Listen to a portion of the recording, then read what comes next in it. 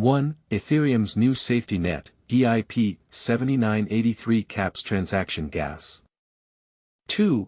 Ethereum's new gas cap explained, Vitalik Buterin's EIP-7983 and what it means for you. 3. Vitalik Buterin's gas cap proposal, strengthening Ethereum's security and stability. 4. Vitalik Buterin proposes new Ethereum transaction limits, what you need to know. 1. Ethereum's new safety net, EIP-7983 caps transaction gas. Ethereum's latest safety measure, EIP-7983, is a game-changer for transaction security. Imagine a highway with no speed limit, inviting reckless drivers to hog the entire road. That's the current scenario with Ethereum's gas system, allowing massive transactions to monopolize blocks.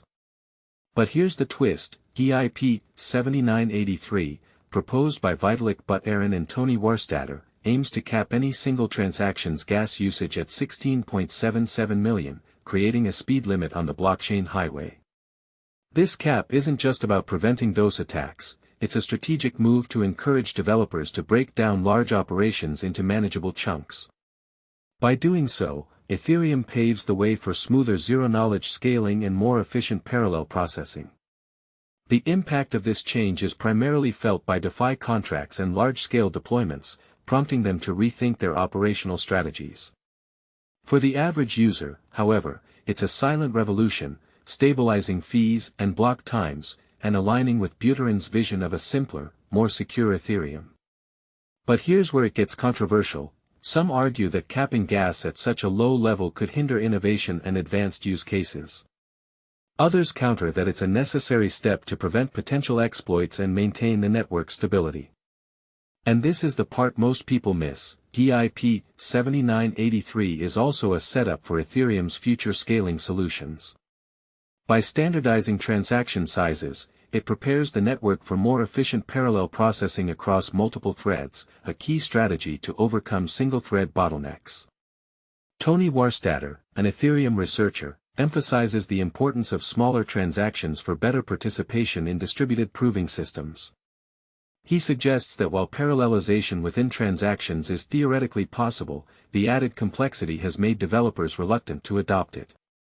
So, what can we expect from this change?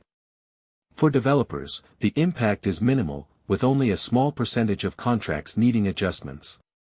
Users, on the other hand, can expect a more stable and predictable Ethereum experience, with reduced risk of monopolized blocks and unpredictable fees. Earlier proposals, like EIP-7825, suggested a higher gas threshold of 30 million, but EIP-7983 takes a more conservative approach, cutting that limit almost in half to enhance security and streamline block validation. Buterin's logic is consistent with his vision of a simpler Ethereum, inspired by Bitcoin's design. He aims to trim complexity and potential vulnerabilities without sacrificing the network's advanced capabilities. So, what's your take on EIP-7983? Is it a necessary step towards a more secure Ethereum, or does it risk stifling innovation? Share your thoughts in the comments and let's discuss the future of Ethereum's development. 2. Ethereum's new gas cap explained, Vitalik Buterin's EIP-7983 and what it means for you. Imagine if a single Ethereum transaction could monopolize an entire block, grinding efficiency to a halt. That's the reality developers face today, and a radical new proposal from Vitalik Buterin and Toni Wahrstätter aims to shackle this transaction bloat once and for all with a hard gas cap of 16,777,216. But here's the catch, it could force a seismic shift in how the network operates. The proposal, dubbed EIP-7983, targets a long-standing flaw. Currently, a single transaction can theoretically hog all gas in a block, disrupting workload distribution and crippling parallel processing for technologies like zero-knowledge virtual machines, ZKVMs. This isn't just about numbers, argues one developer. A 16.7 M cap creates a clean, modular foundation for scaling, no more engineering hacks to compensate for bloated transactions. But not everyone is cheering. The cap would mandate splitting large transactions, like complex contract deployments, into smaller, bite-sized chunks, a move some critics label as inefficient for certain use cases. Proponents counter that real-world transactions rarely hit this limit, and the benefits outweigh the inconvenience. As Buterin's team notes, this aligns with Ethereum's broader modular vision, building on earlier proposals like EIP-7883 to enforce stricter execution guarantees. So why does this matter? A standardized gas cap could simplify ZKVM parallelization, reduce block execution bottlenecks, and future-proof the base layer for modular architectures. But it also raises questions: will developers adapt seamlessly, or will the shift create unintended bottlenecks? Is this the right trade-off for stability, or does it undermine Ethereum's flexibility? The community is now weighing in, and the outcome could redefine the network's DNA. Your turn. Do you think a hard gas cap is a necessary evil for Ethereum's health, or a misguided constraint? Share your thoughts in the comments. 3. Vitalik Buterin's gas cap proposal, strengthening Ethereum's security and stability. Imagine if a single transaction could bring the entire Ethereum network to its knees. The reality is, under current conditions, it's not just possible, it's a glaring security risk that's been lurking in the shadows. Ethereum co-founder Vitalik Buterin, along with researcher Toni Wahrstätter, has just thrown a lifeline to the community with EIP-7983, a bold proposal to slap a protocol-level cap on transaction gas usage. But here's where it gets controversial.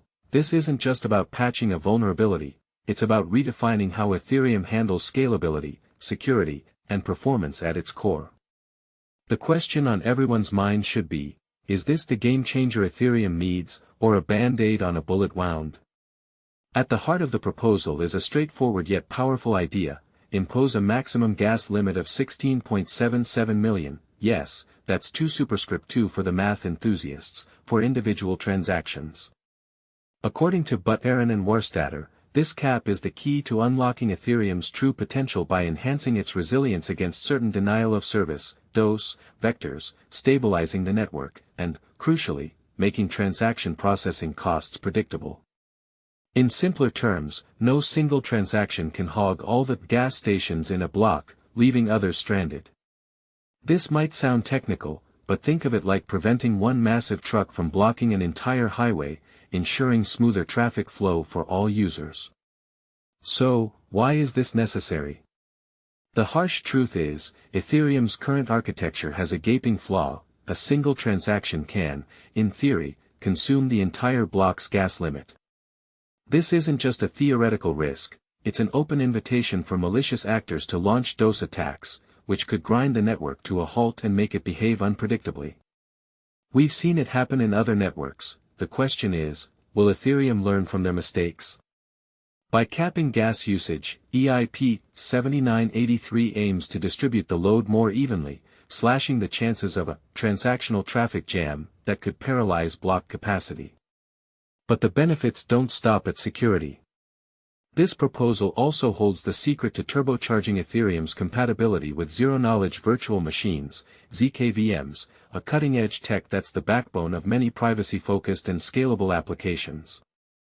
Here's the magic: by encouraging developers to split behemoth transactions into manageable chunks, Ethereum becomes ZKVM-friendly, paving the way for more efficient, private, and scalable smart contracts. It's like upgrading from a narrow, winding road to a multi-lane highway, where data flows freely and safely. Now, let's address the elephant in the room: why 16.77 million? It wasn't a random choice. Buterin and Wahrstätter meticulously selected this figure to strike the perfect balance between complexity and performance. Their logic? It accommodates today's most advanced DeFi maneuvers and contract deployments without exposing the network to undue risks. This value enables most current use cases, the proposal reads, including contract deployments and advanced DeFi interactions while ensuring consistent performance characteristics. In layman's terms, they tested the waters and found this cap keeps Ethereum robust yet agile. Of course, not everyone's going to be happy. Transactions exceeding this new limit will be rejected during block validation, meaning they won't even make it to the starting line. But here's the reassuring part, most existing transactions are well below this threshold, so the practical impact on users and developers will be minimal. It's akin to introducing a speed limit on a highway where 99% of drivers already drive safely. You're mainly protecting the network from the reckless 1%. This isn't Ethereum's first rodeo with gas optimizations.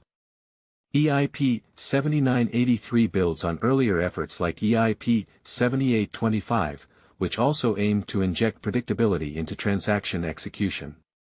It's a continuous journey toward a leaner, meaner Ethereum machine, one that's not just faster but fundamentally more secure. But EIP-7983 is more than a patch, it's part of Vitalik's grand vision to simplify Ethereum. Just last May, he called for a minimalist overhaul of the network's base protocol, drawing inspiration from Bitcoin's elegance. Let's strip away the unnecessary bulk, he essentially said, and focus on what truly matters: efficiency, security, and accessibility. This isn't just about gas limits, it's about restructuring Ethereum's DNA to prevent growing complexity from choking its innovation. Longer development cycles, skyrocketing costs, and heightened security risks, Ethereum has faced them all. The clock is ticking, can it slim down and speed up within the next 5 years? And if you thought that was ambitious, Buterin hasn't stopped there.